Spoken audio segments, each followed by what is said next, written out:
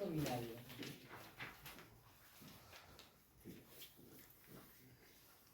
Est-ce qu'il y a des questions? Est-ce que nous pouvons approuver le procès-verbal de la séance du 27 janvier 2025? Alors, oui, il y a des manquements au niveau du PV. Comme au cours des PV précédents, nous déplorons le manque d'intervention de M. Loax, père, lors du précédent conseil. L'absence des remarques de Julien ici présent. Et concernant le début de nos apparentements, finalement, on est étonné, mais non, c'est peut-être normal, alors j'attends votre réponse, de les voir apparaître dans le PV, or ils n'ont pas été élus lors du précédent conseil. Donc voilà. Alors par rapport aux interpellations, je sais ce que vous allez dire, on n'a pas à les noter dans le PV, mais ce qui est assez étrange, et je vois que vous le corrigez dans la proposition de nouveau ROI ici,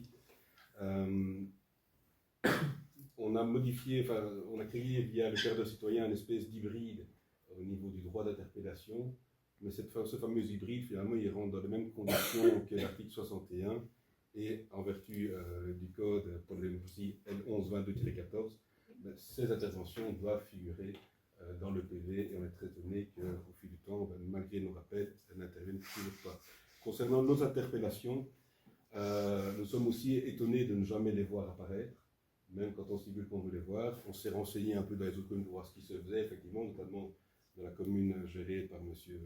Charles Havard, qui est finalement une référence pour vous. Et on se rend compte que dans les PV, toutes les interventions des conseillers qui soient de majorité de l'opposition y figurent. Et je tiens à rappeler, par rapport à cette notion de reprise dans le PV des remarques des conseils communaux, en fait, on a remarqué la semaine dernière que le processus était finalement de dire que votons pour voir si l'intervention doit figurer au PV ou non. En fait, elle sort un peu de l'esprit de la loi et du règlement. Le ministre précise toutefois que ce vote ne doit en aucune manière être un moyen de censurer le conseil communal et d'y ajouter candidement que le simple bon sens doit logiquement permettre de discerner ce qui nécessite d'être relaté dans la rédaction du procès verbal. Donc voilà, je tiens ici à rappeler qu'on aimerait bien que les interventions que l'on fait soient également reprises dans les PV. Alors, de un, par rapport au caractère des oufetois, quand tu dis ce contexte hybride, franchement, c'est dans très peu de communes, pour même les citer sur les 5 lois, où on donne la parole avant le conseil, sans aucune préparation, et que la bourgmestre répond. Donc c'est un échange, c'est une question, je pense que c'est en toute transparence, on n'a jamais censuré le débat, et ça c'est le quart d'heure des oufetois. Et il est dans le règlement, on va parler après du nouveau règlement d'ordre intérieur qu'on demandera d'adopter aujourd'hui.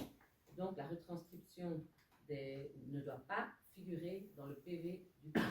Mais ça, vous le corrigez aujourd'hui, mais dans la précédente mouture, je suis désolé, le quart d'heure des oufetois n'était déjà pas dans le règlement d'ordre intérieur de la précédente mouture. Il a été adopté à l'unanimité avec le conseil communal.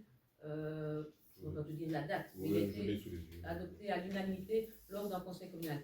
C'est maintenant, lorsqu'on a le règlement d'ordre intérieur, qu'on le réintègre dedans avec les différents articles, mais nous allons en parler le point suivant. Alors, le compte rendu, donc, il est clair que dans le nouveau règlement d'ordre intérieur, on a les questions d'actualité et la retranscription de celles-ci qui auront lieu. Donc, elles auront lieu. Mais par contre, le quart d'heure des oufetois ne sera pas retranscrit dans le PV. Alors, le PV du Conseil est un PV pas analytique, mais il reprend les grandes idées, et donc je pense que ça se fait comme ça aussi dans d'autres communes. Je peux vous donner un PV de Charles Havard pour que vous voyez qu'il est bien repris en fin de PV.